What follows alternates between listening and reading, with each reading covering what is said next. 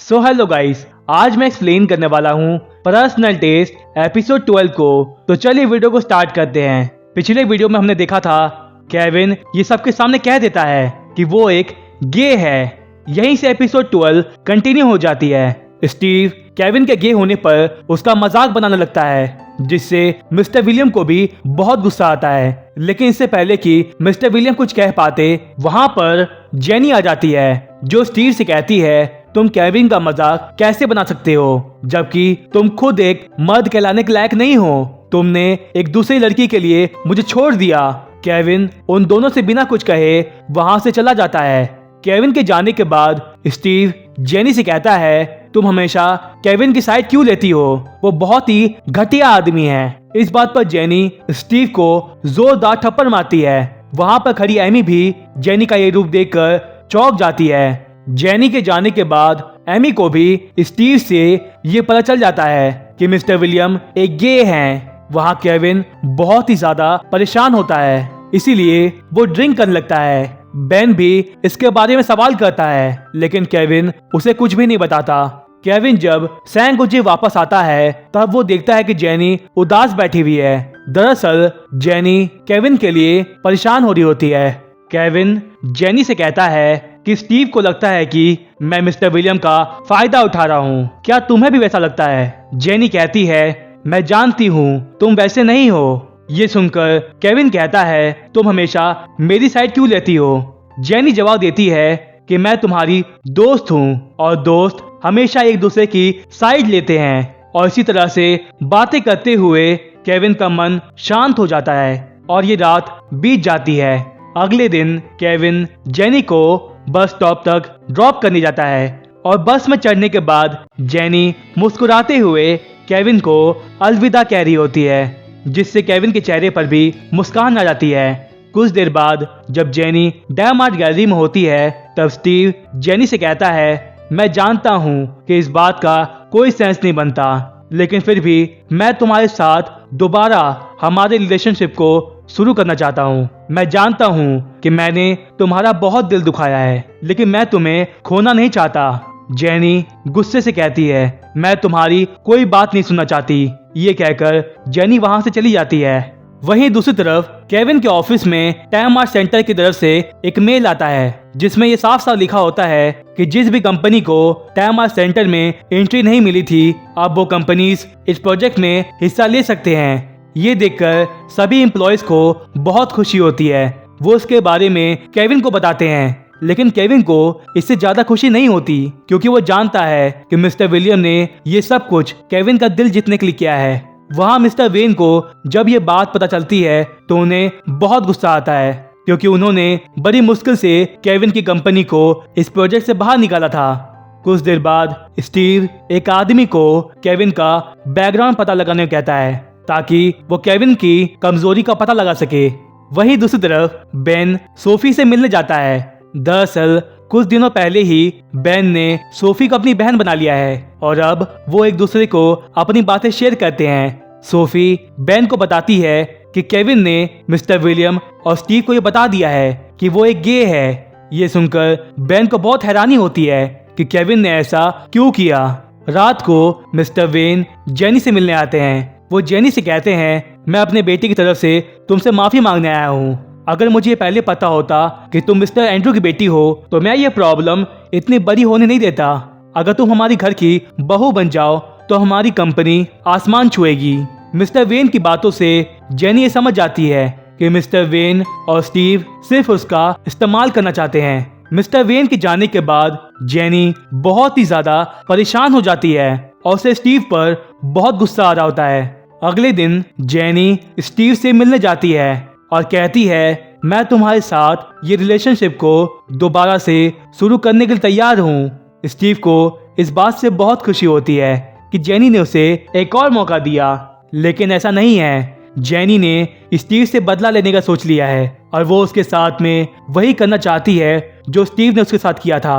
घर पहुंचकर jenny Kevin को अपने बदले के बारे में बताती है, लेकिन केविन कहता है बदला लेना तुम्हारे खून में ही नहीं है। जेनी कहती है कि स्टीव सोचता है कि वो मेरे इमोशन के साथ में खेल सकता है, लेकिन मैं उसे ऐसा करने नहीं दूंगी। जेनी को परेशान होता देख केविन जेनी को दोबारा से ट्रेन करने के लिए मान जाता है। कुछ देर बाद केविन जेनी का वेट कर रहा होता है और जब जेनी बाहर आती है तब केविन जेनी को देखता रह जाता है। जेनी बहुत सुंदर लग रही होती है। वो दोनों मूवी देखने जाते हैं। केविन जेनी से पूछता है कि वो कौन सी मूवी देखना चाहेगी। जेनी कहती है जो मूवी तुम देखना चाहते हो मैं वही देख लूंगी।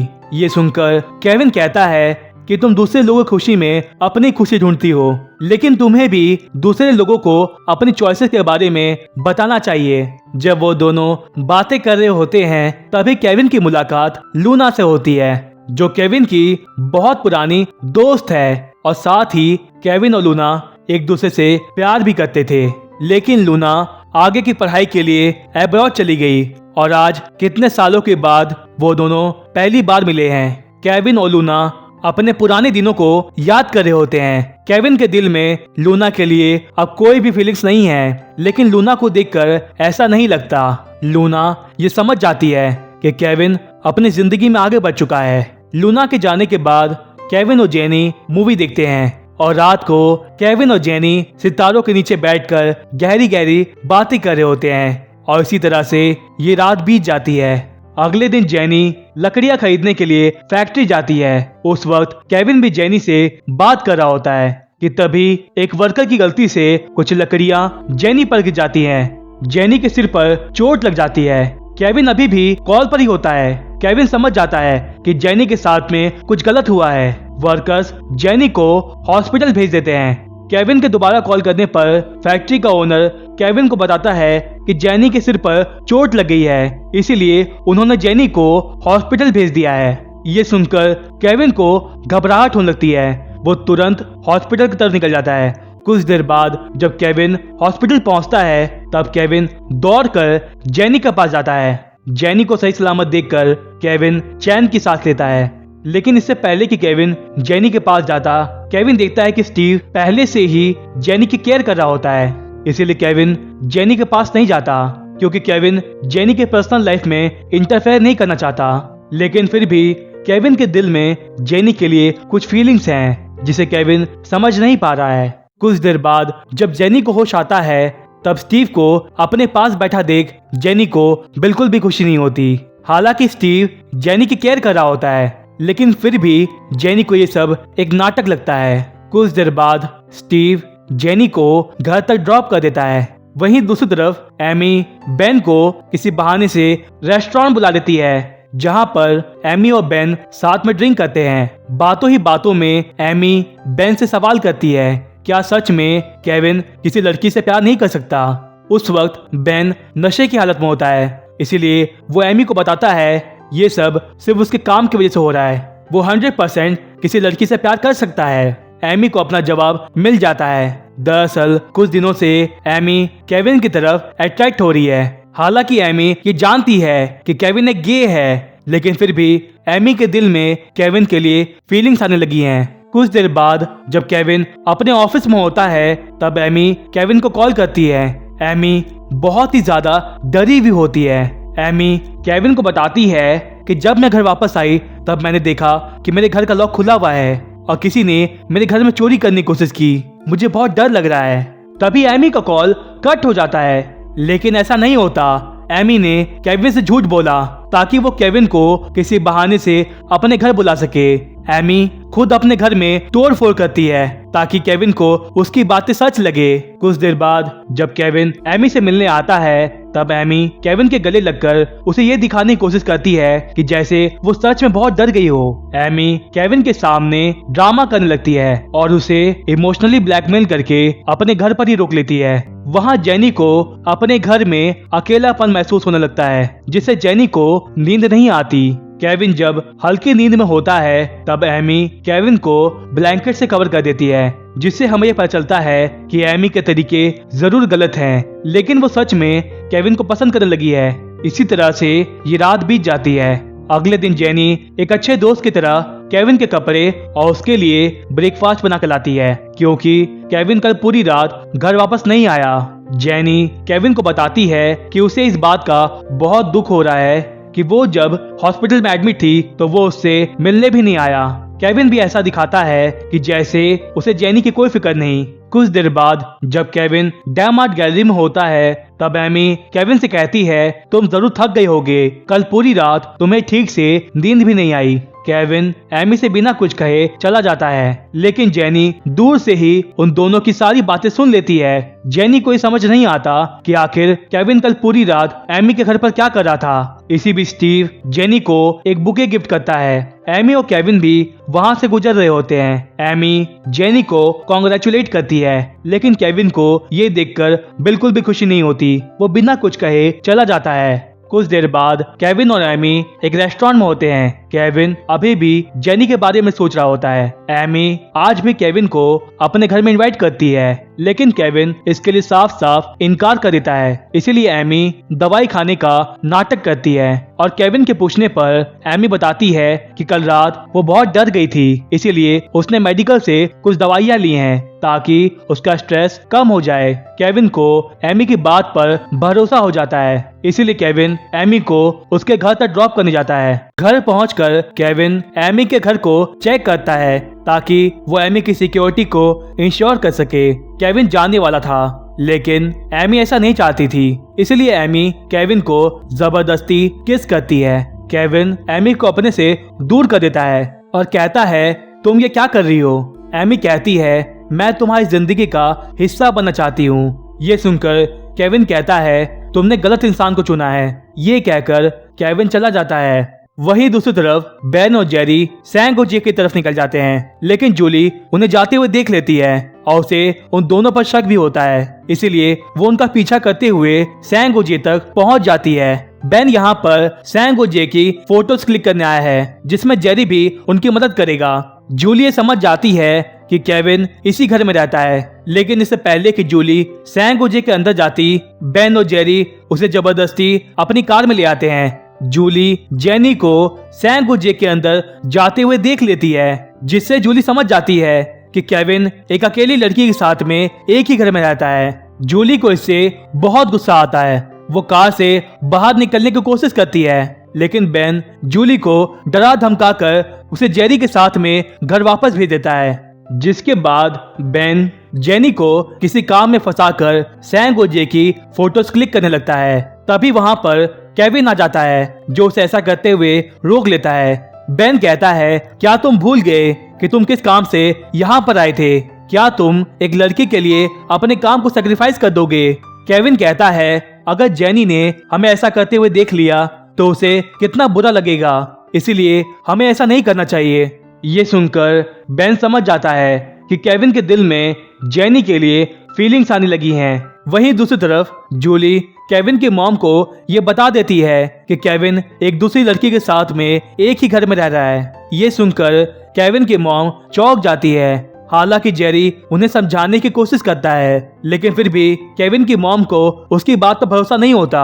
थोड़ी देर बाद केविन और जेनी के बीच किसी बात को लेकर लड़ाई हो जाती है और बातों ही बातों में जेनी केविन से कहती है, तुम कल रात एमी के घर क्यों गए थे? केविन हैरानी से कहता है, तुम्हें ये कैसे पता?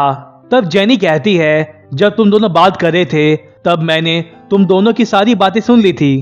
केविन जेनी को बताता है कि कल रात एमी के घर में किसी ने चोरी करने की कोशिश की, इसीलिए मैं एमी के घर गया था। ये जानकर जेनी को अपनी गलती का एहसास हो जाता है। जेनी कहती है कि मुझे लगा कि तुम बाकी लोगों की तरह ही एमी की तरफ अट्रैक्ट हो गए हो। मैं ये नहीं चाहती कि एमी मेरे बेस्ट फ्रेंड को मुझसे छीन ले। केविन जेनी को भरोसा दिलाता है कि ऐसा कभी नहीं होगा। अगले दिन जेनी फैक्ट्री के ओनर से बात कर रही होती है। बातों ही बातों में वो आदमी जेनी को केविन के बारे में बताता है कि केविन कितना घबराते हुए हॉस्पिटल आया था, वो उसके लिए कितना परेशान था। ये सुनकर जेनी समझ जाती है कि वो केविन को कितना गलत समझ रही थी, इसीलिए जेनी केविन को मिलने के लिए बुलाती है। जेनी केविन से कहती है कि तुमने मुझे पहले क्यों नहीं बताया कि तुम मुझसे मिलने के लिए हॉस्पिटल आए थे। केविन इसका जवाब नहीं देता। बातों ही बातों में जेनी केविन से कहती है कि मैं अगर लड़का होती तो तुम्हारा क्या रिएक्शन होता। केविन कहता है मुझे नहीं पता। ये सुनकर जेनी तय करती है आज पूरे दिन वो केविन की बॉयफ्रेंड बनकर रहेगी। जिसके बाद जेनी एक लड़के की तरह ड्रेसअप करती है और मूछें भी लगाती है, जिसे देखकर केविन के चेहरे पर भी हंसी आ जाती है। वो दोनों एक दूसरे के साथ फोटोज भी क्लिक करवाते हैं। केविन और जेनी बहुत मस्ती कर रहे होते हैं, लेकिन इसी बीच स्टीव से मिलने के लिए वही आदमी आता है जिसको स्टीव ने केविन का बैकग्राउंड चेक करने के लिए कहा था। वो आदमी स्टीव को बताता है कि मैंने केविन के बचपन से लेकर अभी तक का पूरा बैकग्राउंड चेक किया, इसीलिए मैं 100% श्योर हूँ कि वो ये नहीं है। ये सुनकर स्टीव समझ जाता है कि केविन सबसे झूठ कह रहा है। वो उसके बारे में एमी को भी बता देता है, जिसके बाद स्टीव और एमी सैन पहुंच जाते हैं। एमी स्टीव को बताती है कि केविन जेनी के साथ कई दिनों से सैन में रह रहा है। ये सुनकर स्टीव गुस्से में आग बबूला हो जाता है। तभी केविन और जेनी भी सैन पहुंच जाते हैं। स्टीव केविन को मारने लगता है। स्टीव जेनी से कहता है कि तुम इस आदमी के साथ में एक ही घर में कैसे रह सकती हो। स्टीव केविन को जेनी से दूर रहने कहता है। केविन कहता है जब तुम इसे अकेला छोड़ गए थे तब मैंने इसे संभाला था और मैंने इसके आंसू पोंछे, और अब तुम मुझसे कह रहे हो कि मैं इससे दूर रहूं।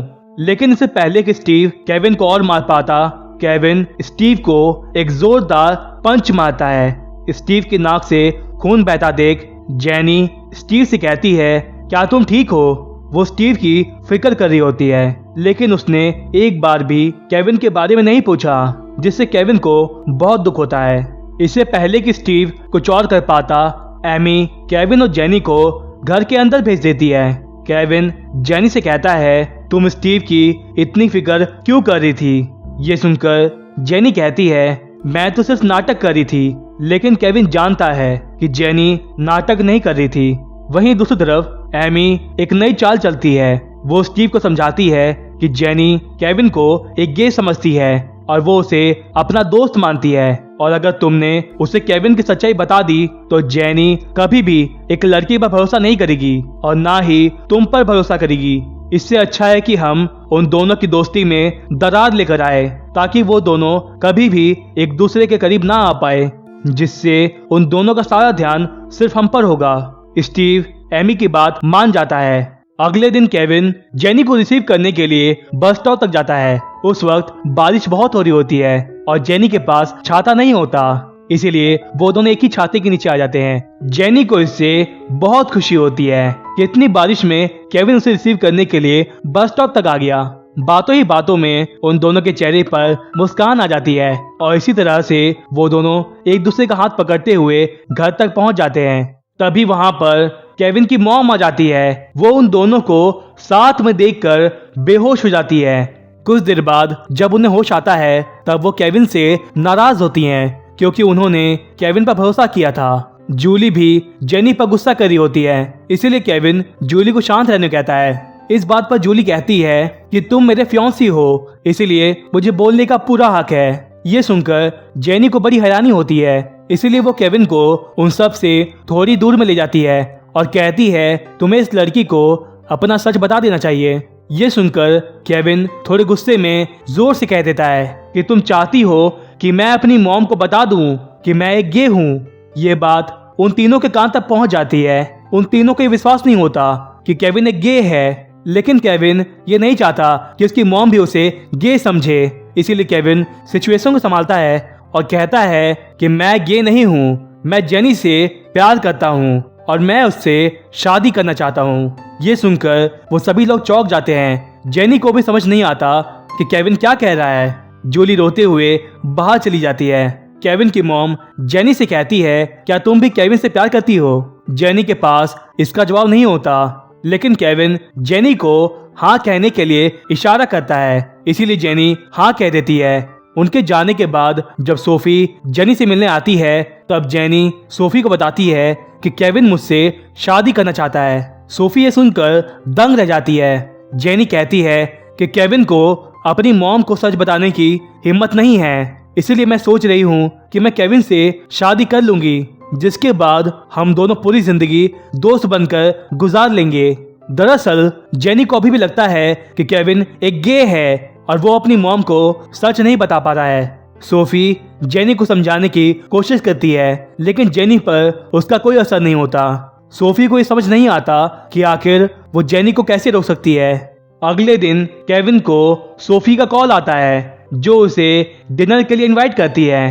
केविन इसके लिए हाँ कह देता है। कुछ देर बाद स्टीव केविन को मिलने के लिए बुलाता है। स्टीव केविन से कहता है कि मैं जानता हूँ कि तुम गे नहीं हो, मैंने तुम्हारा बैकग्राउंड चेक करवाया था।